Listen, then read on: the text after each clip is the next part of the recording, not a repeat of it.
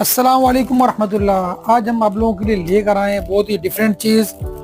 Oppo, Vivo, Samsung, Huawei, OnePlus, Tecno, decode, ZTE के LCD flex, main flex, charging flex. इसमें जो है model तो हमारे पास अराउंड 200 हैं, लेकिन अभी हमारे पास हाथ में जो है तकरीबन 8 से 10 मॉडल है। मैं आपको इनका बता देता हूँ। सबसे पहले वन प्लस 8 की LCD फ्लैक्स आ चुकी है। उसके बाद वन प्लस 8T की LCD फ्लैक्स आ चुकी है।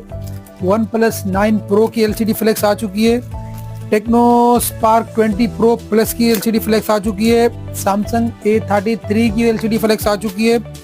वन प्लस 9 की चार्जिंग फ्लैक्स आ चुकी है। सैमसंग A53 की चार्जिंग फ्लैक्स आ चुकी है। आप लोगों को ऑल ओवर पाकिस्तान कहीं भी चाहिए हो आप लोग हमें ऑर्डर करें, हम डिलीवर करेंगे। अस्सलाम वालेकुम।